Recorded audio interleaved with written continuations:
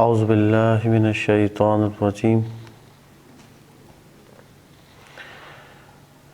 بسم اللہ الرحمن الرحیم الحمد للہ رب العالمین والصلاة والسلام علی اشرف الانبیاء والمرسلین وآلہ الطیبین الطاہرین المعصومین۔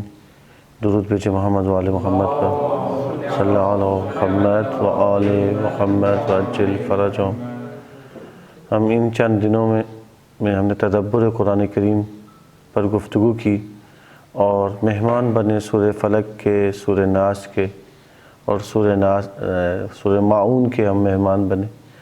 آج ہم سورہ نصر کے مہمان بنیں گے انشاءاللہ، اور کوشش کریں گے کہ سورہ نصر کی تلاوت کرتے ہوئے اس میں تفکر کریں تاکہ اس سے نقاط اخذ کر سکیں، اور بعد ازاں جب ہم تفکر کر لیں گے ہم ان آیات کے درمیان الفاظ کے درمیان ارتباط کو کشف کریں گے، رابطے کو کشف کرتے ہوئے انشاءاللہ تعالی ہم اس کے سورہ کے اصول زندگی اور معیار زندگی کو دریافت کر سکتے ہیں۔ یعنی تفکر کے بعد تدبر کا اگلا مرحلہ تعقل ہے، یعنی اصول و معیار زندگی سورہ سے اخذ کرنا۔ بعد ازاں جو ہے سورہ کے غرض و مقصد تک ہماری رسائی حاصل ہوگی۔ ہم انشاءاللہ تعالی اس سورہ نصر میں جب عملی مشق کریں گے تو اس نتیجے پہ پہنچیں گے کہ سورہ نصر کا جو ہے فلسفہ کیا نازل ہونے کا، نزول کا فلسفے کو سمجھیں گے، اس کے مقصد کو سمجھیں گے، انشاءاللہ اس کے قریب تک رسائی حاصل ہو جائے گی۔ اس کے بعد جو ہے طہارت کا مرحلہ آتا ہے تدبر کے اعتبار سے۔ طہارت اسے کہتے ہیں کہ جب ہم اصول زندگی، معیار زندگی کسی سورہ سے اخذ کر لیتے ہیں اور سورہ کے غرض و مقصد تک رسائی حاصل ہو جاتی ہے تو ایک حکمت عملی طے کرنا، پروگرام طے کرنا کہ کیسے ان اصول زندگی کو، ان معیارات زندگی کو اپنی زندگی میں نافذ کیا جائے، اس کو کہتے ہیں تدبر۔ تو آج ہم انشاءاللہ سورہ نصر میں، یعنی سورہ مبارکہ نصر میں ہم عملی مشق کریں گے اور تدبر کرتے ہوئے انشاءاللہ آخر میں سوالات بھی میں چاروں آج لیں، کیونکہ آج آخری ہمارا پروگرام ہے، اگرچہ کلاسز یہاں پہ جاری رہیں گے مکمل ماہ رمضان میں، لیکن تدبر کے اعتبار سے جو میرے ذمہ تھا 5 دن کا، انشاءاللہ پھر اب اگلے سال یا ماہ رمضان کے بعد بھی آج بات ہو رہی تھی یہاں پر، اس طرح کی کلاسز جاری رہیں گی قرآنیات کے لیے، جیسا کہ قبلہ حافظ سید حیدر نقوی صاحب آتے ہیں، وہ تفسیر کر رہے ہیں۔ ہم تدبر کی اس طرح کی عملی مشقوں کو جاری رکھ سکیں گے انشاءاللہ۔ درود بھیجے محمد وآل محمد پر، وآل محمد وعجل فرجہم۔ ہم نے بتایا تھا کہ انسان کی زندگی میں بے شمار نشیب و فراز آتے ہیں، آج اس کو ایک نئے انداز میں بیان کرنا چاہ رہا ہوں، اور اتار چڑھاؤ زندگی میں آتا ہے، مشکلات آتی ہیں جن سے انسان بہت کچھ سیکھتا ہے۔ آج میں یہ کہنا چاہ رہا ہوں، اور یہی سرنامہ ہے سورہ نصر کا، اس کو سیکھنے کا موقع ملتا ہے، اور ہر تبدیلی سے وہ سیکھتا ہے، جو بھی اس کی یعنی اس کے زندگی میں، اس کے اطراف میں تبدیلی رونما ہوتی ہے، اور ہر واقعے سے وہ سیکھتا ہے، ہر حقائق تک پہنچتا ہے، اور اس کے سامنے جب وہ تبدیلی آتی ہے اس کو سمجھنا شروع کر دیتا ہے، اس سے سیکھنا شروع کر دیتا ہے، بہت سارے حقائق اس کے سامنے کھلنا شروع ہو جاتے ہیں۔ یعنی زندگی میں مشکلات آئیں، ہر واقعے سے اس نے، ہر حادثے سے اس نے سیکھنا شروع کیا، اس کے نتیجے میں اللہ تعالیٰ اس کے لیے حقائق کھولنا شروع کر دیتا ہے۔ اور بنیادی طور پر یہ یاد رکھیں ہمیشہ، قرآن کریم کا ایک قانون بھی ہے، اصول بھی ہے کہ دشواریوں کے بعد آسانیاں آتی ہیں۔ یعنی ایسا نہیں ہے کہ آپ مشکلات میں رہ گئے اور اس کے بعد آسانیاں نہ آئیں، یقیناً مشکلات کے بعد آسانیاں بھی ہیں، دشواریوں کے بعد آسانیاں بھی ہیں، اس کو قبول کرنا ہوگا۔ یہ خدا کے حقائق ہیں، یہ خدا کے نظام ہے، اس کو قبول کرتے ہوئے کہ سختیوں کے بعد آسانیاں ہیں، جو انسان کے لیے یہ بھی بہترین موقع ہوتا ہے سیکھنے کا۔ انسان سختیوں میں بھی سیکھتا ہے اور آسانیوں میں بھی انسان سیکھتا ہے، اور اس کے لیے بہترین لمحات ہوتے ہیں کہ انسان سختیوں سے سیکھے، آسانیوں سے سیکھے، اور کیونکہ ان حالات میں انسان کو حقائق کو قبول کرنے اور قدردانی کا جو ہے نا شکر گزاری کے لیے اللہ تعالیٰ آمادہ کرتا ہے۔ یعنی فلسفہ یہ ہے دشواریوں کا، فلسفہ یہ ہے آسانیوں کا کہ انسان ان حقائق کو قبول کرے اور اس کے اندر بالکل شکر گزاری کے لیے، قدردانی کے لیے وہ آمادگی پیدا ہو۔ تو یہ سرنامہ ہے سورہ نصر کا، اور پھر اب سورہ نصر کی ہم مل کر تلاوت کریں گے اور انشاءاللہ تفکر کے عمل کا آغاز کریں گے۔ سب مل کے ایک درود بھیجیں۔ اللہم عجل فرجہم۔ اعوذ باللہ من الشیطان الرجیم، بسم اللہ الرحمن الرحیم۔ اذا جاء نصر اللہ والفتح وَرَأَيْتَ النَّاسَ يَدْخُلُونَ فِي دِينِ اللَّهِ أَفْوَاجًا فَسَبِّحْ بِحَمْدِ رَبِّكَ وَاسْتَغْفِرْهُ إِنَّهُ كَانَ تَوَّابًا۔ دیکھیں سورہ نصر کا آغاز ایک واقعے سے ہو رہا ہے۔ سورہ نصر کا آغاز ایک حادثے کی طرف بتایا جا رہا ہے، ایک واقعے سے اس کا آغاز ہو رہا ہے کہ جب اللہ کی نصرت اور فتح آئی، یعنی اس کا آغاز ہو رہا ہے کہ جب اللہ تعالیٰ نے نصرت آئی، انسان کو فتح حاصل ہوئی، اور اس وقت اللہ کی جب مدد آتی ہے تو یقیناً اس اللہ تعالیٰ کی نصرت بھی آتی ہے۔ اور جب یہ ہو گیا اذا جاء نصر اللہ والفتح، اور جب اللہ کی نصرت اور فتح آئی تو یہ واقعہ بہت اہمیت کا حامل ہے۔ واقعہ یعنی معمولی واقعہ نہیں ہے، ایک انتہائی اہمیت کا واقعہ اور حادثہ ہے کہ جب اللہ کی مدد اور فتح دونوں اکٹھی آ رہی ہیں۔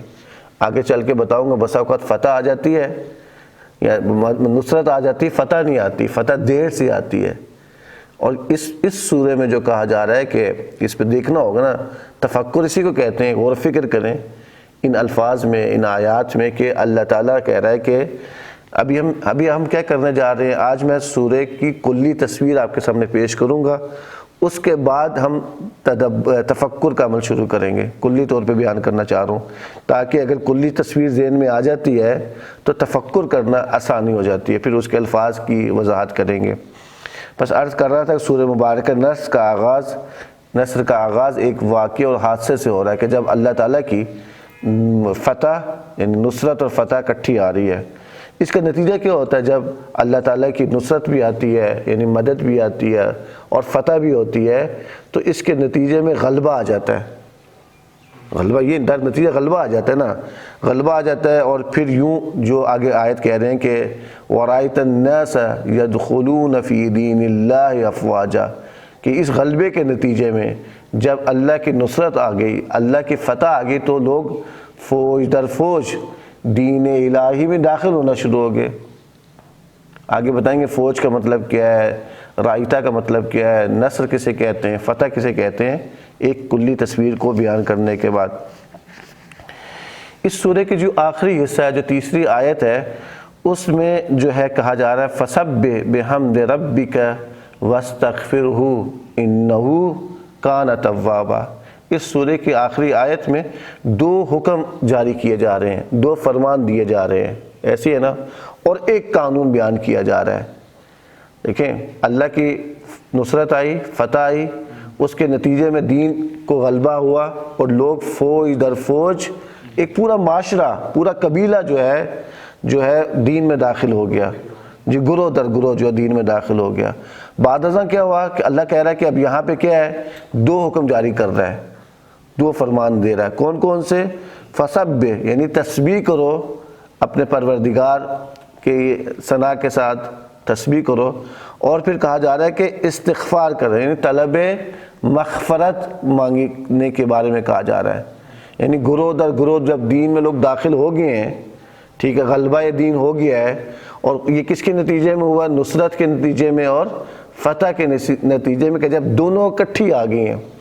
یہاں پہ جو ہے ایک قانون بھی آخر میں بیان کیا جا رہا ہے، انہو کان توابا، کہ یقیناً اللہ تعالیٰ جو ہے تیرا پروردگار بہت توبہ قبول کرنے والا ہے۔ یہ ایک سورت کا سادہ سا ترجمہ میں نے بیان کیا آپ کے سامنے، اور کلی تصویر آپ کے سامنے بیان کی ہے۔ یہ فضا تاکہ آپ کی نظروں کے سامنے آ جائے، میری نظروں کے سامنے آ جائے، تو ہم تفکر کر سکیں۔ تفکر کا طریقہ کار کیا ہم نے بتایا تھا کہ صورتوں کے ترجمے کو دیکھتے ہوئے صورتوں میں جو بنیادی جو صورت ہے، جو آیات ہے، اس میں بنیادی الفاظ اور کلیدی الفاظ کو، معنی کو دقیق گہرائی کے انداز میں سمجھنا، تاکہ سورے کی تفہیم ہو سکے مکمل طور پہ۔ پوری آیت 2 آیتیں 3 آیتیں جتنی بھی صورت مکمل ہے، یہ آیتیں جو ہیں 3 آیات پر مشتمل ہے، مکمل سورہ جو ہے ہم اس میں تفکر کرتے ہوئے اس سے نقاط اخذ کرنا شروع کر دیں یا پیغامات اس سے لینا شروع کر دیں، تو اس کے لیے آسانی ہمیں ہوتی ہے۔ جب کلی فضا میں آ گئی، ہمیں فضا پتہ چل گئی، سورہ مبارکہ جو ہے نصر ہے، اس کا آغاز ایک واقعے سے ہو رہا ہے، ایک حادثے سے ہو رہا ہے، اور اس میں بتایا جا رہا ہے کہ اللہ تعالیٰ کی طرف سے نصرت اور فتح اکٹھی آئی، اور اس کے نتیجے میں دین کو غلبہ ہوا۔ جب دین کو غلبہ ہو گیا، اس کے نتیجے میں کیا ہوا؟ لوگ گروہ در گروہ، فوج در فوج، جوگ در جوگ کہتے ہیں نا، قبیلہ عشیرہ مکمل جو ہے دین میں داخل ہوا ہے۔ یہاں پر دیندار نہیں ہوا، ابھی میں آگے چل کے بیان کروں گا، یہاں پہ دین میں داخل ہوا ہے۔ پھر آگے بتایا جا رہا ہے کہ اب کرنا کیا ہے؟ اب یہاں پہ کرنا کیا ہے؟ یہاں پہ تسبیح کرنی ہے۔ اب تسبیح کا مطلب کیا ہے؟ کہا جا رہا ہے تسبیح کرنی ہے، اس کے بعد استغفار طلب کرنی ہے، اور اس قانون دیا جا رہا ہے آخر میں، انہو، یہ سب کچھ کس وجہ سے؟ اس قانون کی وجہ سے ہے، انہو کان توابا، کہ وہ بڑا توبہ قبول کرنے والا ہے۔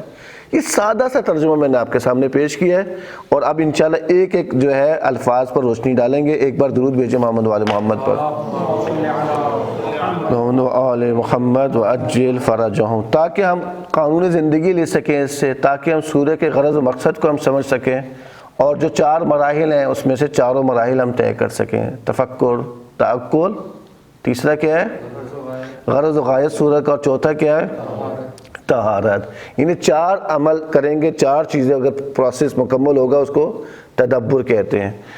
خوب، پہلا مرحلہ جو ہے وہ بہت اہم ہے، اس کے جواب کے لیے کیسے ہو سکتا ہے، اس کے لیے ایک اور طریقہ میں بتانا چاہ رہا ہوں تفکر کا، آج بڑا اہم ہے، میں نے کہا آج میں بیان کر دوں۔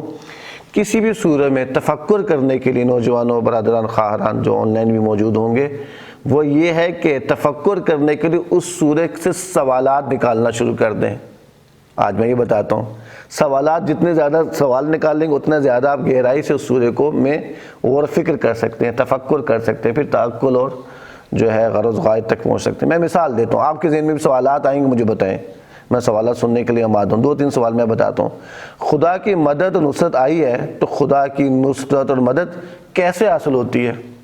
کبھی ہم نے سوچا ہے خدا کی نصرت کیسے آتی ہے، خدا کی مدد کیسے آتی ہے، اور یہ کن افراد کو شامل حال ہوتی ہے؟ آیا سب کو ہی آ سکتی ہے خدا کی مدد، یہ نصرت؟ اور کیا وجہ ہے، اسباب کیا ہیں اس نصرت کے آنے کا؟ سوال ہے نا، اذا جاء نصر اللہ والفتح، ان نصرت اور فتح کی بات کی جا رہی ہے، تو اس کی وجہ کیا ہے؟ ایک اور سوال ہو سکتا ہے، اگر خدا کی نصرت فتح کے ہمراہ نہ ہوتی تو کیا ہوتا؟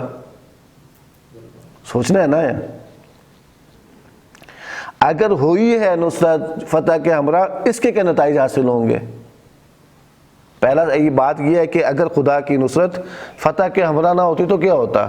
آیا فقط نصرت کافی تھی، مدد کافی ہے؟ تو یہ اس کے لیے فتح بھی ضروری ہے۔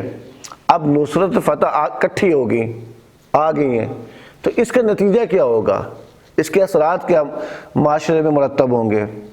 اب اگلا سوال یہ ہو سکتا ہے، جو لوگ جوگ در جوگ دین میں داخل ہو رہے ہیں، دیندار ہو گئے ہیں، یا صرف دین میں داخل ہو رہے ہیں؟ آیا دین میں داخل ہونے سے انسان دیندار بن جاتا ہے؟ سورہ ماؤن کو اپنی ذہن میں رکھیے گا، تو یہ بڑا اہم سوال ہے۔ اگلا سوال، 7 نمبر سوال جو ہو سکتا ہے، اب جو دین الہی میں داخل ہو گئے ہیں تو ان کو تسبیح اور استغفار کا کیوں کہا جا رہا ہے؟ اب دین میں داخل ہو گئے، اب تسبیح کی تو ضرورت نہیں ہے، استغفار کی ضرورت نہیں، میں تو اب دین میں داخل ہو گیا ہوں، تو کیا دیا جا رہا ہے؟ اس کی وجہ کیا ہے؟ ان کو کہا جا رہا ہے کہ 2 حکم دیے جا رہے ہیں کہ اب جب جوگ در جوگ دین میں داخل ہو گئے ہیں تو اب ان کو استغفار کے کیوں، کیا وجہ ہے، کیا فلسفہ استغفار کا کرنے کا، تسبیح کہنے کا؟ 8واں سوال ہے کہ ظاہری طور پہ پیغمبر کو یہ 2 حکم جاری دیے جا رہے ہیں، پیغمبر کو ظاہری طور پہ دیے جا رہے ہیں، ظاہری پیغمبر کو کہا جا رہا ہے۔ 9واں سوال کہ ہماری کیا ذمہ داری ہے ایسے میں؟ پیغمبر کو کہا جا رہا ہے، کیا وجہ ہے پیغمبر کو کہا جا رہا ہے؟ تو ہماری کیا ذمہ داری بنتی ہے ایسے میں کہ اب ہم نے کیا کرنا ہے، میری کیا ذمہ داری ہے اس میں؟ یہ تو پیغمبر کو فرمایا جا رہا ہے۔ 10واں سوال، اس کی کیا وجہ ہے کہ سورت کا قانون تواب ہونا بیان کیا گیا ہے؟ اس طرح کے 20 سوال اور آپ اس سورت سے نکال سکتے ہیں۔ تسبیح کا، اور فرض کریں آپ کہہ سکتے ہیں استغفار کا آپس میں کیا تعلق ہے، ایک سوال ہو جائے گا. یا تسبیح کا حمد کے ساتھ کیوں کہا جا رہا ہے اللہ تعالیٰ، تسبیح کرنی ہے حمد کے ساتھ، ایک سوال اور ہو سکتا ہے. ایک اور سوال ہو سکتا ہے میرے ذہن میں ابھی آیا ہے کہ تسبیح اور استغفار میں فرق کیا ہے، قانون خدا نے آخر میں کیوں بیان کیا ہے، جا کا مطلب کیا ہے. یہ سارے سوالات بڑے اہم ہیں تفکر کرنے کے حوالے سے. یہ فائدہ کیا ہوتا ہے کہ اس سے فائدہ یہ ہوتا ہے کہ ہم جو ہیں سورہ سے اچھے انداز میں نقاط اخذ کر سکتے ہیں، پیغامات لے سکتے ہیں، اور قانون اور معیار زندگی اس سے اخذ کر سکتے ہیں. ایک روش کیا تھی میں نے آپ کو بتائی تفکر کرنے کی، سورہ کو آپ نے پڑھنے پورا سال پریکٹس کیجئے گا، مثلا چھوٹی چھوٹی صورتوں کے ساتھ آپ کر سکتے ہیں.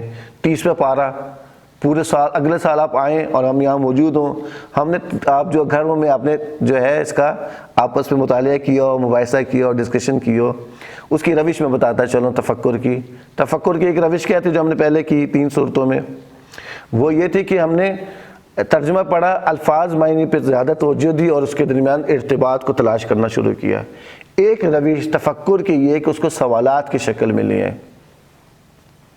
سورہ پڑھیں آپ، سوالات بنانا شروع کر دیں. اللہ کی نصرت ہے، فتح ہے، دونوں اکٹھی آئی ہیں، ایک آتی تو کیا ہوتا، اس طرح کے سوالات. یہ فوج در فوج اکٹھے دین میں کب داخل ہوتے ہیں لوگ، آیا انفرادی طور پہ بھی دین میں داخل ہوا جا سکتا ہے، اجتماعی طور پہ دین میں داخل ہونے میں اور انفرادی طور پر دین میں داخل ہونے کا آپس میں فرق کیا ہے، اس کے کیا اثرات ہوتے ہیں. ہو سکتا ہے بعض سوالات کا ہم ابھی جواب دے سکیں، بعض میں آپ کو دعوت دوں گا تفکر کی طرف، اس پہ آپ سوچیں اور پھر اس میں مفسرین کی مدد بھی لے سکتے ہیں، تفاسیر سے بھی مدد لے سکتے ہیں. خوب، اس کے جوابات دینے کے لیے 2-3 طریقے کار ہیں. ایک یہ ہوتا ہے کہ مفردات الفاظ کو جو اس میں موجود ہیں اس کو دقت سے مطالعہ کریں اور ان کے روابط کو بہتر طور پر کشف و دریافت کریں، ایک طریقہ کار یہ ہے. دوسرا دیکھیں اس سورہ کے بارے میں دیگر آیات، دیگر قرآن کریم میں کیا رہنمائی کی ہے، کیا تفسیر کی ہے. یعنی آپ قرآن کریم ہمارے سامنے ہے، سورہ نصر اس میں نصر موجود ہے. اب یہاں پہ دیکھیں لفظ نصرت سرچ کریں قرآن میں کہاں کہاں آیا ہے، لفظ فتح سرچ کریں قرآن میں کہاں کہاں آیا ہے، حمد کا لفظ کہاں کہاں قرآن پاک میں آیا ہے، استغفار کی بات کہاں کہاں آئی ہے، تواب ہونے کی بات کہاں کہاں آئی ہے. یہ سارا آپ سرچ کر سکتے ہیں، جس کے نتیجے میں جو ہے آپ ایک صلوات بھیجیں محمد وعلی محمد.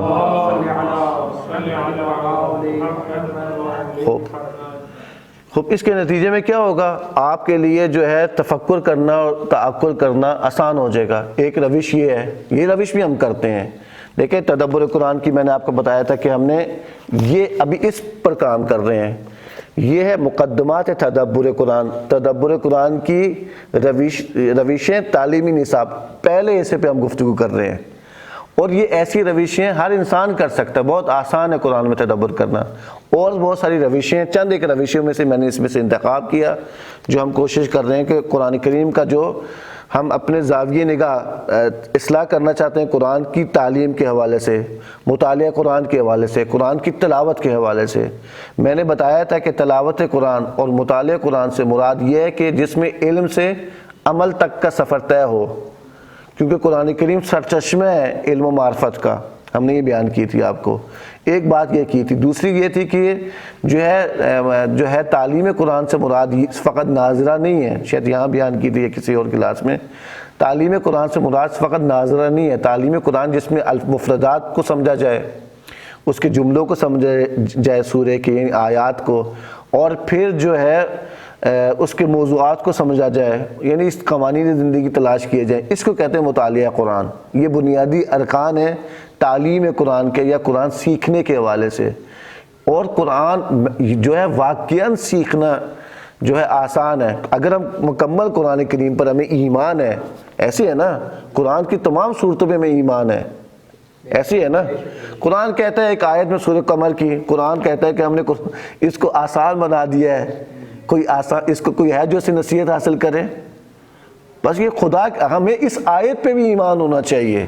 جب مجھے اس آیت پہ ایمان ہوگا تب میرے لیے واقعاً قرآن آسان ہو جائے گا. میں تھوڑی زحمت کرنی پڑے گی، محنت کرنی پڑے گی، وقت دینا ہوگا قرآن پاک کے لیے. ہمیں زندگی میں روزانہ کتنا وقت قرآن پاک کے لیے دیتے ہو، کتنا زیادہ میں زیادہ دے دیتا ہوں. بس اوقات کہاں گیا موبائل، اس کو کتنا وقت دیتے ہیں اور اس کو کتنا وقت دیتے ہیں، یہ آپ لوگوں نے فیصلہ کرنا ہے. اس کو وقت دینے میں مسئلہ نہیں ہے، اگر اس میں بھی اگر ہمارے پاس ایپ قرآنی ہو اور باقی ساری چیزیں ہو تو ہم اس سے بھی قرآن سے سمجھ سکتے ہیں. اور اب تو بڑی ایسی اپلیکیشنز آ گئی ہیں، میرا خیال اس ادارے نے بھی اس پر کام کیا ہے، بہت ساری قرآنی ایپس موجود ہیں، اس ادارے نے بھی کام کیا ہوا ہے. اپنے موبائل میں آپ ان کو انسٹال کریں اور قرآن کریم کے معارف کو سمجھ سکتے ہیں، قرآن کے مفاہیم کو سمجھ سکتے ہیں. اور یہی جو میں کہہ رہا ہوں تلاش کرنا جو ہے، کہا جا رہا ہے مثلا نصرت قرآن میں کہاں کہاں آئی ہے، اپلیکیشن موجود ہے. فتح کہاں کہاں آئی ہے، اپلیکیشن موجود ہے، آپ سرچ کر سکتے ہیں، کوئی مشکل نہیں ہے. بس ایک روش میں نے بتایا کہ تفکر کے حوالے سے ایک روش ہے الفاظ کو اس کی تفہیم حاصل کرنا اور اس کے درمیان آپس میں ارتباط کو کشف کرنے کو کہا جاتا ہے. ایک روش جو ہے بتایا قرآن کی آیات کے ذریعے سے، ایک روش قرآن کے مثلا روایات کے ذریعے سے، اور بہت ساری روشیں ہیں جو انشاءاللہ اس کورس میں موجود ہیں، آپ لوگ بعد میں حاصل کر سکتے ہیں. اور ہم پورا سال کوشش کریں گے تدبر قرآن کی اس طریقے سے عملی مشق بھی کریں. آج میں ایک اور مدرسے میں تھا، وہاں عملی مشق کر کے آیا. تفکر کی ایک اور روش ہے، تو موقع ملے نہ ملے میں آپ کو بتاؤں. بعض صورتیں بڑی ہوتی ہیں، مثلا سورہ قلم ہے، شاید کتاب یہ میرے پاس موجود ہے، سورہ قلم ہے یہ، اس میں ہے کہ تدبر سورہ قلم خلق عظیم موضوع ہے. اس میں 3 یا 4 آیتیں نہیں سورہ قلم کی، 52 آیتیں، 52 آیات ہیں. اس میں تفکر کرنے کے لیے کیا ہوتا ہے، میں کہتا ہوں پوری آیات کو پڑھو، ہر آیت کے ترجمہ پڑھنے کے بعد 2 یا 3 بار اس کا موضوع لکھنا شروع کریں. میں یہ سمجھاؤں 1 2 3 4 اس کے سامنے آپ لکھنا شروع کریں، اس کا یہ موضوع بنتا ہے اس آیت کا، اس کا یہ موضوع بنتا ہے اس آیت کا. اس کے بعد کیا کریں، جب یہ آپ کام کر دیں اس کے بعد کہ یہ 3 یا 4 آیات کا ایک موضوع بنتا ہے، ان کو اکٹھا کر دیں. تو ہو سکتا ہے اس سورے کو 8 یا 10 حصوں میں تقسیم کر دیں، کرنا ہوتا ہے. یہ کام بھی کرنے سے انسان آسانی سے اصول زندگی نکال سکتا ہے. بس واقعاً قرآن کریم آسان ہے، بس اللہ تعالیٰ کہتا ہے کوئی ہے جو اس کے لیے نصیحت حاصل کرے. ہم نے تو قرآن کو آسان نازل کیا ہے. اور یاد رکھیں قرآن عربی میں نازل ہوا ہے، یہ زبان فطری ہے. اس پر مجھے موقع ملے گا بات کروں گا زبان فطری کیسے ہوتی ہے. یعنی ہر انسان کی فطرت میں ہے کہ قرآن کو سمجھ سکتا ہے، عربی کو سمجھ سکتا ہے. کیونکہ قرآن کے حوالے سے کہا جاتا ہے کہ قرآن کریم عربی ہم سمجھ نہیں سکتے، سمجھنا بہت آسان ہے، روشیں اب موجود ہیں. ان میں سے ایک روش ہم بیان کر رہے ہیں، وہ تدبر قرآن کریم کی ہے. درود بھیجیں محمد والے محمد کی ذات پر. فرجوں. خوب، اب اس میں پہلا لفظ جو ہے جا کا کیا مطلب ہوتا ہے آپ لوگ بتائیں؟ جا کسے کہتے ہیں؟ جی آنے کو کہا جاتا ہے. شاباش. اور لیکن جا کا اگر دقیق معنی دیکھا جائے تو آپ نے لفظی معنی کیا بہترین ہے، جا آگے یا آئی. دقیق معنی یہ ہوتا ہے اس کا، جا کا یہ ہوتا ہے کہ جب کوئی چیز آ جائے اور وہاں پہ ٹھہر جائے اس کو کہا جاتا ہے، رک جائے اس کو کہا جاتا ہے. یعنی جب کوئی چیز آتی ہے اور پھر وہاں ٹھہر جائے، اس کو جا سے تعبیر کیا جاتا ہے. اب یہاں پہ کہا گیا ہے کہ جا آئی، مثلا خدا کی نصرت آئی اور خدا کی مدد آئی. یعنی نصرت و خدا آ کے رک گئی، ٹھہر گئی، ان کے معاشرے کا حصہ بن گئی وہ نصرت. یہ بہت اہم ہے، قائم ہوگی. شاباش. جا یہ معنی ہوتا ہے، جا میں آیا اور رک گیا یہاں پر کچھ عرصہ، جتنا بھی کچھ عرصہ رک گیا، جا اسے کہا جاتا ہے. خوب، یہ بات ہوگی. نصرت کا مطلب کیا ہوتا ہے بتائیں جی؟ نصرت کسے کہتے ہیں؟ مدد کو. شاباش. نصرت کا مطلب کہتے ہیں مدد کو، لیکن کیسی مدد میں بتاتا ہوں آپ کو. یہ کہتے ہیں کہ مخالفین کے مقابلے میں کسی کی مدد کرنا کہا گیا نصرت. یعنی کیا مطلب؟ ایسی نصرت کہ وہ اپنے موانع اور رکاوٹیں اس سے دور کر سکیں جو اس پر مسلط ہے. یعنی میری ایسی مدد ہو کہ اب میں اپنی زندگی گزارنے کے لیے میرے کوئی موانع نہ ہو، رکاوٹیں نہ ہو، اس مدد کو کہا جاتا ہے. یعنی اللہ کی مدد آئی ہے، مطلقاً مدد، یعنی کسی کی مدد کی جائے کہ وہ اپنے موانع اور رکاوٹوں پر مسلط ہو جائے، حاوی ہو جائے اور اس پر غالب آ جائے، اس کو نصرت کہا جاتا ہے. ہر نصرت نہیں ہے مراد. یعنی دقیق معنی بیان کروں گا تو میں دقیق طور پر سورے کو سمجھ سکوں گا، دقیق طور پر سورے میں تفکر کر سکوں گا، نقاط اخذ کر سکوں گا، میں پیغامات لے سکوں گا، میں معیار زندگی لے سکوں گا. اب ان معنی کو رکھتے ہوئے انشاءاللہ آج میں کوشش کروں گا آپ اس سے اصول زندگی بیان کریں. یعنی آج کا کام میں جو کرنا چاہ رہا ہوں، عملی مشق کرنا چاہ رہا ہوں، 3 یا 4 دن ہے. اب آپ لوگ بتائیں گے، میں نے الفاظ کے معنی میں بیان کر دوں گا، اس کے بعد کہوں گا آپ نکات بیان کریں اور سوالات کریں انشاءاللہ تعالی۔ پس جا کا مطلب آپ لوگ سمجھ گئے، جا جب کوئی چیز آتی ہے وہاں پہ ٹھہر جائے تو اس کو جا کہا جاتا ہے، سے تعبیر کیا جاتا ہے۔ اور نصرت بھی کہا جاتا ہے، کسی کی یوں مدد کی جائے کہ وہ اپنے موانع اور رکاوٹیں ہیں اس پر مسلط ہو جائے، اس کو نصرت کہا جاتا ہے۔ اور فتح کا مطلب کیا ہوتا ہے؟ جی جیتنا، کامیابی کو کہا جاتا ہے۔ گرہ لگانے کی ضد ہے، لغت میں آیا ہے فتح، یعنی گرہ لگانے کی ضد ہے، یعنی موانع اور رکاوٹوں کو دور کرنے کے معنی میں کہا جاتا ہے، اس کو کہا جاتا ہے۔ اس کے معنی موضوعات کے اعتبار سے کہتے ہیں، تبدیل ہوتے رہتے ہیں۔ فتح یعنی کھولنا ممکن ہے، یہ فتح مادی اعتبار سے بھی اور معنوی اعتبار سے بھی یہ فتح ہو سکتی ہے۔ کیا لکھا ہوا ہم نے یہاں پہ کہ جب مکمل کامیابی ہو جائے، مکمل جیت متحقق ہو جائے، جب مکمل غلبہ آ جائے، اس کو کہا جاتا ہے فتح۔ یعنی مکمل طور پر فتح وہ ہوتی ہے جو کامیابی ہوتی ہے جو ہے غلبہ آ جائے۔ پس یہ ہو گیا۔ پس اللہ تعالیٰ کہہ رہا ہے یہاں پہ نصرت یعنی مدد اور فتح یعنی غلبہ حاصل کرنا ہے۔ اب یہاں پہ میں نے جیسے پہلے بتایا تھا، کہیں ہو سکتا ہے کہ نصرت ہو، فتح فوراً حاصل نہ ہو، فتح دیر سے آئے، لیکن یہاں پہ جو کہا جا رہا ہے کہ جب مدد آئی ہے تو فوراً غلبہ بھی آ جاتا ہے، فتح بھی حاصل ہو جاتی ہے۔ یہاں پہ مراد یہ ہے کہ ایسی کامیابی کہ دشمن کو اب شکست دینا حاصل ہوتی ہے، یہ مراد یہاں پہ یہ ہے۔ اب آیت کو دوبارہ سے مطالعہ کرتے ہیں کہ پہلی آیت کیا تھی، آپ لوگ مل کے پڑھیں۔ نصر اللہ والفتح، کیا مطلب ہوا اس کا؟ جب اللہ کی نصرت اور فتح آ گئی، یعنی ایسی نصرت جو، اب اس معنی کی روشنی میں ترجمہ کریں نا، اس معنی کی روشنی میں جو میں نے جا کا معنی کیا، آپ کو نصرت کا معنی بیان کیا، فتح کا معنی بیان کیا، اب اس کے ذیل میں آپ ایک جملہ بنائیں، ایک ایک کر کے بتائیں، میں اس کو تکرار کروں گا، وہ جملہ آپ لوگ بنائیں، کیا ہو سکتا ہے؟ یہ سادہ ترجمہ تو یہ ہوگا جب اللہ کی نصرت اور فتح آئی۔ اب آپ لوگ جا کا معنی بھی سمجھ گئے ہیں، نصرت کا معنی بھی سمجھ گئے ہیں، فتح کا معنی بھی سمجھ گئے ہیں، اب اس سے مراد کیا ہوگی بتائیں؟ یعنی خدا کی ایسی نصرت اور فتح جس میں غلبہ ہے۔ میں نے ایک جملہ میں نے بنا دیا، اب ایک جملہ آپ لوگ بنائیں جلدی سے، کیا سمجھے آپ لوگ؟ خدا کی ایسی نصرت اور فتح جو آئی اور قائم ہو گئی۔ ہاں، آئی اور قائم ہو گئی، اس کا غلبہ ہو گیا، رک گئی وہاں پہ، ٹھیک ہے۔ اور یہی ہے، اور سمجھیں گے تو آ جائے گا، مشکلات کو اور رکاوٹوں کو دور کر دیا۔ یعنی نصرت الہی اور فتح مکمل طور پر آ گئی، اور اس ایسی نصرت و فتح جس میں اب کوئی قسم کا نقص و عیب نہیں ہے، میں کامل کو کھول رہا ہوں نا، کامل کو کھولتے ہوئے بتا رہا ہوں، جس میں کوئی عیب نہیں ہے۔ اور بتائیں، یہ میرا خیال یہ کافی آگے بڑھتے ہیں۔ خوب اگلی آیت کیا ہے؟ آہستہ آہستہ آہستہ سیکھیں گے ہم۔ آہستہ کیا ہے؟ افواجا، رائتا یعنی رعا سے ہے نا، اصل اس کا حروف جو مادہ ہے، اس کا مطلب کیا ہوتا ہے؟ دیکھنا۔ یہ سادہ سے معنی ہو گئے، شاباش، زبردست، سادہ سے آگے بڑھتے ہیں نا ہم۔ آپ بتائیں، دیکھنا، لیکن دیکھنا جس کے، ایسا دیکھنا جو فکر کے ہمراہ ہو، سوچ فکر کے ہمراہ ہو، یعنی تفکر کے ہمراہ ہو، نظر و رائے کے ہمراہ ہو، ایسا دیکھنا ہوتا ہے۔ اب معنی کریں گے اور لطف آئے گا آپ کو۔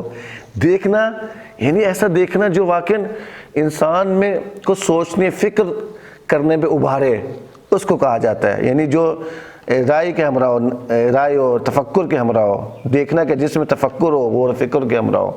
خوب یہ معنی سمجھ گئے۔ اب ناس کسے کہتے ہیں؟ یہ تو آسان ہے، ناس لوگ ہو گئے، انسانی معاشرہ، اس کو ناس کہا جاتا ہے۔ اور میں نے پہلے بھی آپ کو سورہ فلق اور سورہ ناس میں بھی بیان کیا تھا، ناس جو ہے ان سے ہے، میل و رغبت کے معنی میں بھی ہے، مانوس ہونے کا مطلب بھی ہے، ساری وضاحت کی تھی۔ جب ہم ایک دوسرے کے ساتھ رہتے ہیں، ہمارا میل و رغبت اور ایک دوسرے سے مانوس ہو جاتے ہیں، ایک معاشرہ پھر یوں انسانی معاشرہ ایک بنتا ہے، اس کو کہا جاتا ہے۔ خوب اگلا لفظ کیا ہے؟ یدخلون، یہ اس کا مطلب کیا ہے؟ یہ داخل ہونے کو معنی کہا جاتا ہے، ٹھیک ہے، یہ آسان معنی ہے۔ دین کسے کہتے ہیں؟ دین ہم نے پہلے آپ کو بتایا تھا، ہاں، دین ایسا قوانین، ایسے مقررات جو انسان کو ایک مطلوبہ ہدف تک لے جائیں، اس کو کہا جاتا ہے، جس کے نتیجے میں جس پر چل کر انسان ایک خاص نتائج حاصل کر سکتا ہے، ثمرات اس سے حاصل کیے جا سکتے ہیں، اس کو کہا جاتا ہے۔ پس دین اپنے آپ کو دین کے قوانین اور اصول میں قرار دینے کے معنی میں ہو جائے گا۔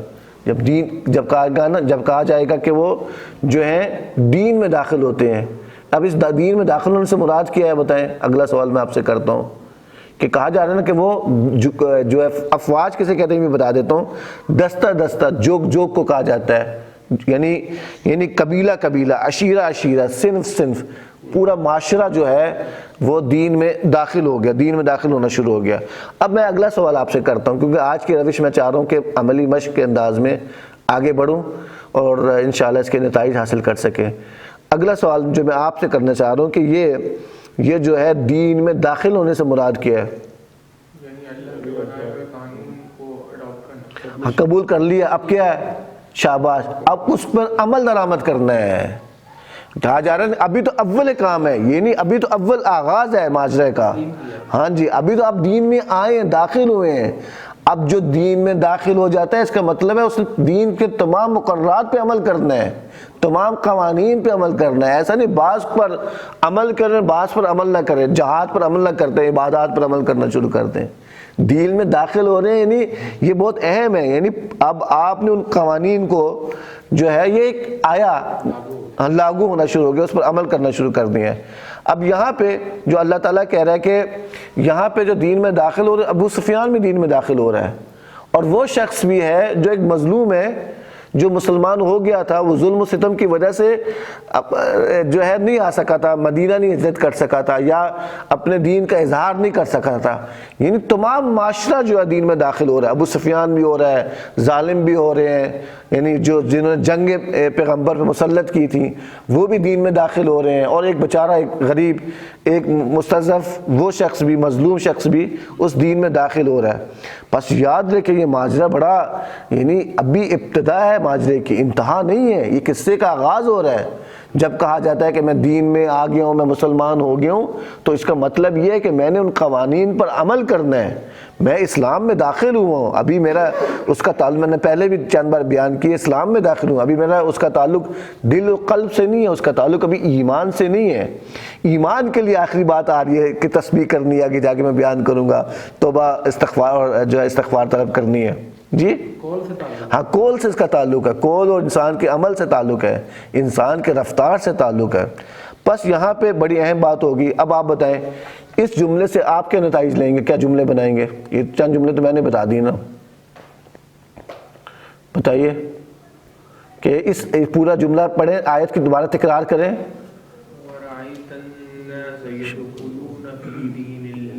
افواجا، اب کیا ہوا اس کا، کیا جملے بنائیں؟ میرے جملوں کو تکرار کر دیں، کیا مطلب ہوا؟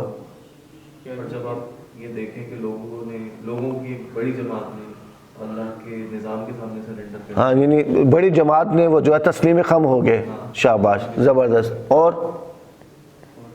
یعنی انسان فکر کرتے ہوئے اللہ کے دین میں داخل ہو رہے ہیں، جوگ در جوگ، یعنی جوگ در جوگ کب ہوئے داخل ہو رہے ہیں؟ جب انہوں نے خدا کی نصرت کو دیکھا ہے، فتح کو دیکھا ہے، تو جوگ در جوگ جو ہے، فوج در فوج جو ہے دین اسلام میں داخل ہو رہے ہیں۔ اب داخل ہونے کا مطلب کیا ہے کہ اس پر انہوں نے عمل کرنا ہے، ان کے قوانین پر عمل کرنا ہے۔ یہ دین کا ابھی ابتدا ہے، ان کی زندگی ہے، ان کی زندگی کا آغاز ہوا ہے۔ آگے چل کے بتاؤں گا، آگے بڑا خوبصورت ایک نقطہ ہے۔ اب چلتے ہیں، کیونکہ الفاظ پہ ہم وضاحت کر رہے تھے۔ اگلی آیت کی آخری آیت جس میں 2 احکام جاری کیے جا رہے ہیں اور ایک قانون بیان کیا جا رہا ہے، آپ تلاوت کریں آخری آیت کا، شروع سے تلاوت کرنے چلیں۔ والفتح ناس يدخلون في دين الله افواجا فسبح بحمد انه كان توابا۔ یہاں پہ بنیادی لفظ آپ کو کیا سمجھنے کہ ان کے معنی آپ کو آنے چاہیے، وہ بتائیں مجھے، کون سے اس آخری آیت میں کون سے اہم الفاظ ہیں جو آپ سمجھتے ہیں بڑا ضروری ہے اس آیت کو سمجھنے کے لیے یا پوری سورہ کو سمجھنے کے لیے؟ تواب، شاباش شاباش، تواب ہے۔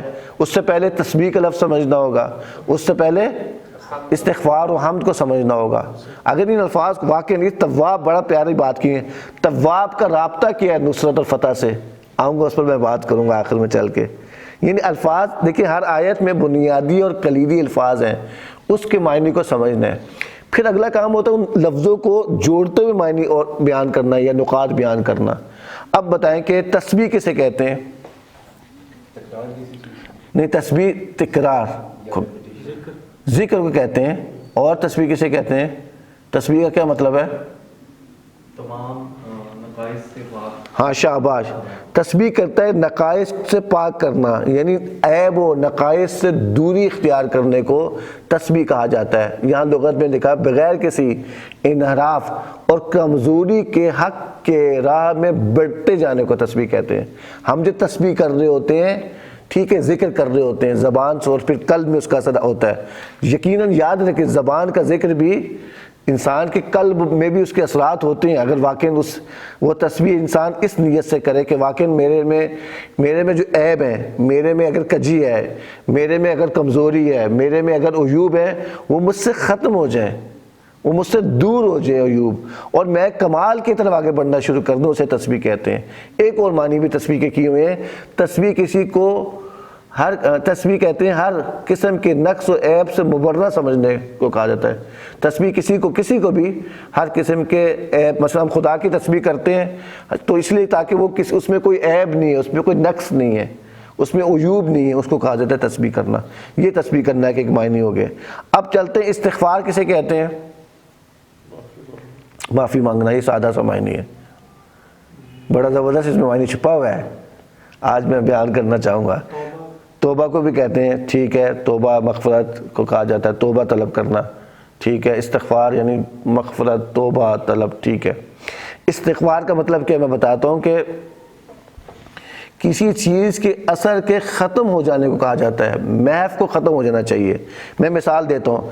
جب میں نے تسبیح کر لی، یعنی میں نے عیوب و نقائص کو تلاش کرنا شروع کر دیا، اب اس کو چھپانا ہے، اس کو محو کرنا ہے. یہ ہوتا ہے استغفار. یعنی میں جو ہوں، جس مقصد کے لیے استغفار کر رہا ہوں، یعنی میں خدا سے طلب مغفرت کر رہا ہوں کہ خدایا مجھ سے یہ گناہ سرزد ہو گیا، مجھ سے غیبت ہوگی خدا نخواستہ، مجھے اس کے اثر سے، اس کے اثرات کو محو کر دے میری زندگی سے. ایسے جیسے نہیں ہوتے مٹا دے، اس کو کہا جاتا ہے استغفار. یہ بہت اہم ہے. میں استغفار کرتا رہوں اور میرے زندگی میں اس کے اثرات باقی رہیں، وہ محو نہ ہو، اس کو استغفار حقیقی نہیں کہا جاتا. استغفار حقیقی جو کہا نا، ماہ رمضان ماہ مغفرت ہے اور بہترین ہے. یہاں پہ اگر واقعی ہم نے اپنے گناہوں کی استغفار کرنی ہے تو اس کے اثرات کو مد نظر رکھتے ہوئے کہ مجھ سے یہ گناہ ہو گیا، کاغذ پینسل لیں، مجھ سے یہ گناہ ہو گیا، اس کے یہ اثرات ہیں، اس کو نوٹ کریں. اے خدا میرے یہ اثر، غیبت کا اثر، میری زندگی میں یہ غیبت کا اثر پڑ رہا ہے، تہمت کا اثر یہ پڑ رہا ہے، جھوٹ کے یہ اثرات ہوئے ہیں، خدایا ذہن میں بھی لے کر آئے نا، اس سے میری زندگی کو، میری انفرادی زندگی بھی خراب ہو رہی ہے اور گھر میں یعنی گھریلو زندگی بھی اور معاشرتی زندگی بھی خراب ہو رہی ہے. بس استغفار اسے کہا جاتا ہے. بس آپ نے سمجھ گئے استغفار کا مطلب اور تسبیح کا مطلب کیا ہو گیا. یعنی تسبیح کی آپ نے خدا کو مختلف عیوب سے مبرہ جانا اور خود بھی اپنے نقائص کو تلاش کرنا شروع کر دیا. اب آپ نے استغفار کرنی ہے، اس لیے کہا جا رہا ہے. اگر کہا جاتا نا تسبیح کرو کافی ہے، تسبیح کے ساتھ کہا ہے استغفار کرو. یعنی تسبیح بھی کرنی ہے ہم نے اور استغفار بھی کرنی. کہا جاتا اس آیت میں آ سکتا تھا کہ صرف وَاسْتَغْفِرْهُ کہا جائے، یعنی فسبح کا لفظ نہ آتا. اس کا مطلب ہے تسبیح بھی کرنی ہے. تسبیح کی اور مثال دیتا ہوں میں آپ کو، آپ سمجھ جائیں گے. جو ہوتے ہیں نا تیراک ہوتے ہیں، پانی میں، دریا میں ہوتے ہیں، وہ کیا کر رہے ہوتے ہیں؟ پانی کے ذریعے سے تیر رہے، اپنے ہاتھوں سے وہ پانی کو پیچھے کر رہے ہوتے ہیں، پانی کو پیچھے دھکیل رہے ہوتے ہیں اور اپنے آپ کو آگے کر رہے ہوتے ہیں. ایسی ہے نا، تسبیح بھی یہی کام کرتی ہے. تسبیح بھی بالکل یہ کام کرتی ہے. لفظوں کو دیکھیں، آپ سمجھیں گے تو زیادہ معنی میں. دیکھیں کیا کر رہا ہوتا ہے؟ پانی کو پیچھے کر کے آگے بڑھ رہا ہوتا ہے. اگر میں نے تسبیح کرنی ہے، مجھے اپنے نقائص کا پتہ ہوگا، مجھے ان عیوب کی معرفت اور شناخت ہوگی، تب بھی میں آگے بڑھ سکتا ہوں، تب بھی میں جو پانی کو پیچھے ہٹا سکتا ہوں، بس تبھی میں اپنے کمال کی طرف آگے بڑھ سکتا ہوں. دیکھیں ہم نے ہماری زندگی کا مقصد یہ اللہ تعالیٰ نے ہمیں پیدا کیا ہے جن و انس کو عبادت کے لیے، بندگی کے لیے، تاکہ کمال کی طرف آگے بڑھے. یعنی اس مسیر راستے پہ آگے جانا ہے ہم نے. سورہ فلق آئی تاکہ ہمیں بتا سکے یہ شر ہے، اس سے بچنا ہے. سورہ ناس آئی وسوسے کے بارے میں شر کے بتا دیا. سورہ ماعون آئی کہ بتایا کہ آپ نے جو ہے حقیقی دیندار کیا ہے. آپ اگر یتیم کا احترام نہیں کریں گے, آپ مسکین کا احترام نہیں کریں گے, آپ مسکین کو کھانا کھلانے میں ترغیب نہیں کریں گے, نماز میں سستی ہو جائے گی. اسی طریقے سے اگر میں من معاون کرنا شروع کر دوں گا, دوسروں کو ضروریات, معمولی ضروریات نہیں دوں گا, تو اس کا مطلب یہ ہے کہ میں حقیقی دیندار نہیں ہوں. یہ صورتیں آئی ہیں انسان کی مدد کرنے کے لیے, انسان کو تعلیم دینے کے لیے آئی ہیں. سورہ نصر بھی اس لیے آئی ہے کہ آپ کو حمد و استغفار اور اسی طریقے سے تسبیح کی تعلیم دینے کے لیے آئی ہے کہ حقیقی تسبیح کیسے انجام دینی ہے, حقیقی استغفار کیسے کرنا ہے. بس یہ بہت اہم ہو گیا کہ دونوں میں جو ہے آپ معنی میں نے فرق بھی بیان کر دیا ہے. اب اگلا سوال کرنا, سوال آپ کو جی بسم اللہ. ہاں میں وہی بتانے لگوں شہباز. ہم کسے کہتے ہیں؟ ہم کہتے ہیں کہ تعریف کرنا یہ مذمت کے مقابلے میں ہے. ایک ہوتا ہے کسی کی آپ نے مذمت کر دی, ایک ہوتا ہے کسی کی آپ نے تعریف کر دی. اس کے لیے ایک اور بات بھی چھپی ہوئی ہے. ایسے کام کی تعریف کے لیے استعمال ہوتا ہے جو اچھا ہو اور اپنے اختیار سے انجام دیا جائے, اس کو کہا جاتا ہے کہ حمد. یعنی ایسے زیبائی کی, حسن کی تعریف کرنا جس میں اختیار کا پہلو بھی ہو, اس کو کہا جاتا ہے حمد. اب میں معنی کروں گا, اس آیت میں کہا جا رہا ہے کہ آپ نے تسبیح کرنی ہے حمد کے ساتھ. اس کے معنی پر روشنی ڈالتا ہوں تھوڑا سا آگے چل کے آخری چند منٹوں میں انشاءاللہ تعالی. تو بہت اہم ہے, حمد کا معنی ہم سمجھ گئے. ہم تعریف کرنا, اور یہ مذمت کے مقابلے میں ہوتا ہے. ایسے کام کی تعریف کرنے کے لیے لفظ استعمال ہوتا ہے جو واقعی بہترین ہو, اچھا ہو, اس میں حسن پایا جائے اور اپنے اختیار سے انجام دیا گیا ہو, اس کو کہا جاتا ہے حمد, جس میں اختیار کا پہلو بھی ہو. جمیل اختیاری کی تعریف کرنے کو حمد کہا جاتا ہے. یہ میں نے اس کا اصطلاحاً بھی آپ کے سامنے بیان کیا. بہت اہم آپ نے سوال کیا تھا, یہ رہ گیا تھا. اب یہ کہ اب کرنا کیا ہے کہ اب لوگ جو ہیں آیت کو سمجھتے ہیں, اس کی وضاحت کرتے ہیں. لوگ جوک در جوک, گروہ در گروہ دین میں داخل ہو گئے ہیں. اب انہوں نے دین کے قوانین کو کیا کرنا ہے؟ اجرا کرنا ہے, اپنی زندگی میں لاگو کرنا ہے, منعقد کرنا ہے. اور اب میں داخل ہو گیا ہوں لیکن میرے پاس نقائص ہیں, میری حالت پہلے والی اب حالت نہیں رہنی, میں دین میں داخل ہو گیا ہوں. اللہ یہاں پہ یہ کہنا چاہ رہا ہے کہ گروہ در گروہ دین میں داخل ہو گئے, میرے میں ابھی نقائص باقی ہیں. دیکھیں میں ابھی تفسیر نہیں کر رہا, میں تو سادہ سا آیت کا مفہوم آپ کے سامنے پیش کر رہا ہوں الفاظ سے سمجھتے ہوئے. اسی کو کہتے ہیں تدبر. اور تدبر یاد رکھیں نوجوان, ہر مسلمان پہ واجب ہے. کہا جاتا ہے جو تدبر نہیں کرتے قرآن کریم میں, کیا ان کے دلوں کو تالے لگ گئے ہیں؟ اے خدایا ماہ رمضان میں ہمیں توفیق دے, ہم عہد کریں قرآن کی یوں تلاوت کریں کہ ہمیشہ اس میں غور و فکر کریں, تدبر کریں. معنی کے ذریعے سے, سادہ الفاظ معنی کے ذریعے سے ہم نے بیان کیے.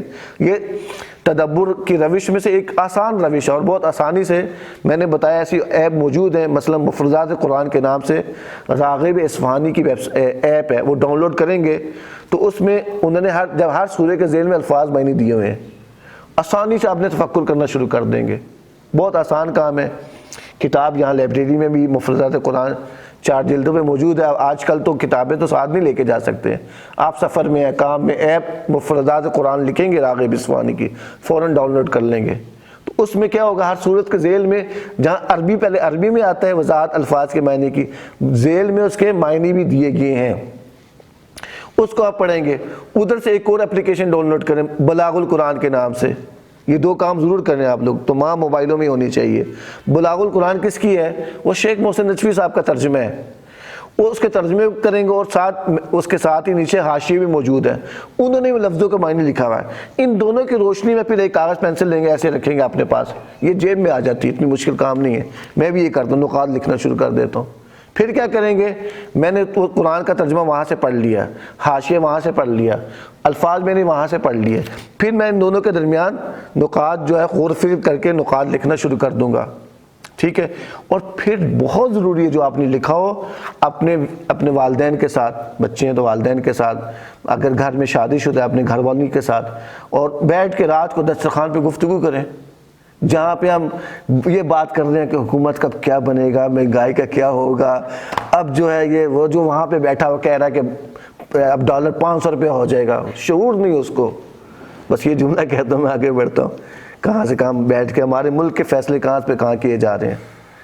تو یہ کب ہو سکتا ہے، ایک معاشرہ کب آگے بڑھ سکتا ہے کمال کی طرف؟ جب اس کی زندگی میں تسبیح آ جائے گی، جب اس کی زندگی میں استغفار آ جائے گا. اور یہ تسبیح حمد کے ساتھ ہونی چاہیے. ہم سے مراد کیا ہے، میں اس کی وضاحت کرتا چلوں پھر رہ جائے گا.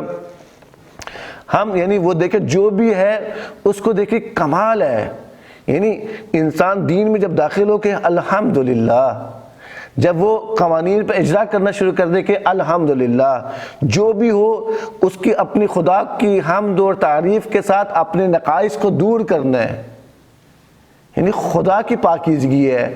ہم نے، آپ حیران ہوں گے، بزرگ بھی یہاں موجود، آپ کے بچے ہوں گے، ہم نے یہی روش بچوں کے لیے شروع کر دی ہے، تدبر کی روش. کورس بنا دیا ہے، تجرباتی مراحل سے ہم گزر گئے ہیں، کیونکہ ابھی یہ جو ہم نے یہ جو کورس بنایا 3 سال سے ہم کام کر رہے تھے. اب کتابی شکل بھی آ گئی ہے، اس کے اساتذہ بھی تربیت ہو گئے ہیں، مختلف کتابیں بھی سامنے آ رہی ہیں. اب ہم نے کہا، لوگ مجھ سے سوال کرتے ہیں بچوں کے لیے کیا ہے، بچوں پہ ہم نے کام شروع کر دی. کل میں نے ایک کلپ آیا، میں کلاس کے بعد آپ کو دکھاؤں گا. وہ اس بچے کا کلپ آپ دیکھ کے حیران ہو جائیں گے. ہم نے سورہ حمد اس کو سکھائی ہے، اور اس بارش ہو رہی تھی. کہتا ہے یہ بارش ہے، یہ اللہ کی نعمت ہے، پروردگار میں شکر کرتا ہوں. اس نے کلپ بنا کے بھیج دیا. ہم کامیاب ہو گئے، میں سمجھتا ہوں. ہم سورہ حمد اس کو سکھا دی، اس کے دل میں نقش ہو جائے گا یہ ہمیشہ. ہم اس کی زندگی میں اگر آ جائے گی، جب بھی عیوب کو دیکھے گا، نقائص کو دیکھے گا، ہم وہ نقائص کو دور کرنا چاہے گا، اس حمد کے ذریعے سے آگے بڑھے گا، حرکت کرے گا. یہ بہت ضروری ہے. تو ایک درود بھیجیں محمد والے محمد کی ذات پر. دیکھیں دین میں داخل ہونا کامیابی نہیں ہے، یہ اول قصہ ہے، اول ہے، ابتدا ہے ماجرا کا. ہاں پہلا قدم ہے آپ کے بقول، یہ پہلا قدم ہے. ہم نے دین میں داخل ہونے کے بعد ہم نے کیا کرنا ہے؟ تسبیح کرنی ہے اپنی زندگی میں، کیونکہ میں اب دین میں داخل ہوا، میں نے اپنے عیوب کو دور کرنا ہے، استغفار کرنا ہے. جو گناہ مجھ سے سرزد ہو گئے اس کو جو ہے میں نے معاف کرتے ہوئے کمال کی طرف آگے بڑھنا ہے. یعنی ہمیشہ کمال کی طرف آگے بڑھنا ہے، پستی کی طرف نہیں بڑھنا. اب میں دین میں داخل ہو گیا، ایسا نہ ہو بعض دفعہ لوگ دیکھا ہم نے دین میں داخل ہو گئے، وہ دوبارہ انہوں نے شرک اور کافر ہو گئے. تاریخ میں ملتی ہیں چیزیں ہمیں. اس لیے اللہ نے کہا آپ دین میں داخل ہو گئے ہو، استغفار بھی کرو اور اس کی تسبیح بھی کرو کہا جا رہا ہے، تاکہ اس کے برے اثرات ختم ہو سکیں. یہ بہت اہم ہے. اور کمال کی طرف آگے بڑھیں. اب کرنا کیا ہے؟ کوشش یہ کرنی چاہیے کہ ان نقائص کو جو میرے میں اس کو خوبیوں میں تبدیل کرنا ہے. اب دیکھیں معاشرہ پورا آ گیا، پورے معاشرے میں بہت ساری خرابیاں ہیں. میں اس آیت کی مزید وضاحت کر رہا ہوں، تفکر کر رہا ہوں کہ پہلے سے موجود ہیں، ان کو چھپائیں، ان خرابیوں کو معاشرے کی، اور اچھائیوں کی طرف لے کے جائیں، تاکہ تب ہم کمال کی طرف بڑھ سکتے ہیں. سورہ نصر اس لیے نازل ہوئی ہے کہ ہماری زندگی میں اگر کہیں نقائص رہ گئے ہیں، کہیں عیوب رہ گئے ہیں، اور ہم نے کمال کی طرف آگے بڑھنا ہے، یہ ہمیں اس کی تعلیم و تربیت دے رہی ہے. اور یہ کہا جا رہا ہے کہ تمام شعبوں میں یہ کام کرنا ہے. زندگی کے بہت سارے شعبے ہیں، معاشرے میں ہوتے ہیں، تو آگے بڑھنے کے لیے ہر ایک کا خیال رکھنا ہے، کیونکہ اب دین کا غلبہ آ گیا ہے. اب بسا اوقات جہاں دین کا غلبہ نہیں، وہاں کیا کرنا ہے کہ جس معاشرے میں، وہاں کے لیے کوشش کرنی تاکہ دین میں داخل ہو جائیں لوگ. یہ کام بھی ہم نے کرنا ہے. ہم نے خدا کی نصرت اور فتح کے لیے کوشش بھی کرنی ہے. وہ ایک معاشرے میں ایسا ہو گیا، دین کا غلبہ آ گیا فتح کے ذریعے سے، اللہ کی اور نصرت کے ذریعے سے. اب جس معاشرے میں یہ سب بات ہے نا، اسی سے پیغام نکل رہا ہے، مل رہا ہے، جس معاشرے میں ابھی فتح نہیں ہے، خدا کی نصرت نہیں ہے، اس کی صحیح کوشش ہمیں کرنی ہے تاکہ اس کے لیے زمینہ ہموار کر سکیں. ہاتھ پہ ہاتھ بیٹھ کے نہیں بیٹھنا، ہم نے خدا کی نصرت کے لیے تغدو کرنی ہے. تب بھی ظہور امام کے لیے ہم کوشش کر سکتے ہیں. اپنے پاکستانی معاشرے میں ہمیں چاہیے، یہاں پہ دین کا غلبہ آ گیا، تمام مسلمان ہو گئے، اب لوگوں کو استغفار اور تسبیح کی دعوت دینی پاکستانی معاشرے میں، بلکہ اپنے گھر سے شروع کرنا ہے، پھر اپنے خاندان سے، پھر اپنے گلی محلوں سے، پھر پورے جو ہے معاشرے میں اس کو لے کے چلنا ہے. تب بھی جو ہے دین کا غلبہ جو ہے ہمیشہ رہ سکتا ہے. اس کے لیے طہارت کے نقطہ آگے بیان کرتا ہوں، وقت ختم ہو رہا ہے، کہ اس کے لیے ثقافتی پروگرام ترتیب دینے ہوں گے، تعلیمی پروگرام ترتیب دینے ہوں گے، تاکہ سب لوگ دیندار ہونے کے بعد دین کے حقائق تک پہنچ جائیں. یعنی ابھی سفر باقی ہے. اس سفر کے لیے میری بھی ذمہ داری ہے، پیغمبر کی ذمہ داری ہے استغفار اور تسبیح، تو میری کیا ذمہ داری بنتی ہے میری ذمہ داری بھی بنتی، رسالت آ گیا، رسالت کے بعد امامت کا نظام پیغمبر نے ہم تک، سورہ نصر میں یہ بھی پیغام ہے، اس امامت کے لیے میں نے اس امامت کی مدد کرنی ہے، میں نے رسول کی مدد کرنی ہے تاکہ دین کا غلبہ پوری دنیا میں آ جائے، اس میں مجھے حرکت کرنی ہوگی، اپنی زندگی سے اس کا آغاز کرنا ہوگا۔ قوانین زندگی جو بیان کیے جا سکتے ہیں، خدا کی مدد اور اس کی فتح کے لیے دین کا غلبہ پیدا کرنا بڑا ضروری ہے، اور یہ بہترین فرصت ہوتی ہے جب لوگ دین میں داخل ہو جاتے ہیں۔ انسان کو تسبیح کی ضرورت ہوتی ہے، حمد کی ضرورت ہوتی ہے، اس کے لیے ربوبیت، نظام ربوبیت کے ساتھ ہم کو اپنے زندگی کا حصہ بنانا ہوگا، تب ہی ہم کمال اور زیبائی کو درک کر سکتے ہیں۔ اس درک کرنے کے بعد، حمد کو درک کرنے کے بعد اپنی زندگی سے نقائص کو دور کرتے ہوئے کمال کی طرف آگے بڑھ سکتے ہیں۔ ایک درود بھیجیں محمد وآل محمد کی ذات پر، محمد وآل محمد وعجل فرجهم۔ میں سوالات کے لیے حاضر ہوں، میں نے کہا تھا کہ آخری ایسا 1-2 منٹ سوالات۔ ہاں، انہو کان توابا، یاد کرا دی، دیکھا، شاباش، یہ جوان میں بڑا اہم ہے، اس کی وضاحت کرتا ہوں۔ دیکھیں، انہو کان توابا، یہ جو کچھ بیان کیا گیا ہے، نصرت اور فتح آئی ہے، کیا کہا جا رہا ہے اس کے نتیجے میں تسبیح اور جو ہے استغفار کرنا، کیونکہ سب کو اس تواب کی وجہ سے ہے، جو بہت زیادہ توبہ قبول کرنے والا۔ تواب کسے کہتے ہیں؟ جو یعنی جس کی طرف پلٹا جائے، لغت میں ہے خدا کی طرف بازگشت کو کہتے ہیں، خدا کے بندے کی طرف توجہ کرنے کو بھی کہا جاتا ہے۔ توبہ ایک طرف بندوں کے اعتبار سے بھی ہوتی ہے، خدا کی طرف سے بھی ہوتا ہے۔ خدا بہت زیادہ توجہ کرنے والا ہے، اگر ہم رجوع کریں گے، بازگشت کریں گے تو خداوند ہماری اس توبہ کو، ہماری اس استغفار کو قبول کرنے والا۔ یہ سب کچھ جو ہوا ہے اس وجہ سے ہوا، اس قانون کی وجہ سے ہوا ہے۔ یہ قانون ہے جو ہمیں کہہ رہا ہے، خدا کا قانون ہے جو آخر میں بیان کیا جا رہا ہے کہ اگر تم خدا کی نصرت آ جاتی ہے، فتح آ جاتی ہے، تم اپنی زندگی میں استغفار کر لیتے ہو، تم اپنی زندگی میں تسبیح کر لیتے ہو، اس تواب کی وجہ سے ہے، اس قانون کی وجہ سے جو کچھ ہو رہا ہے کہ نقائص کو انسان دور کر رہا ہے اور انسان اپنے ایوب کو دور کرتے ہوئے کمال کی طرف آگے بڑھ رہا ہے، یہ خدا کی تواب ہونے کی وجہ سے ہے۔ اگر خدا کا قانون کی وجہ سے، اگر یہ اس قانون کو اگر ہماری نظروں کے سامنے رہے گا اس قانون، تو ہماری بازگشت خدا کی طرف ہو سکتی ہے۔ بات واضح ہوئی؟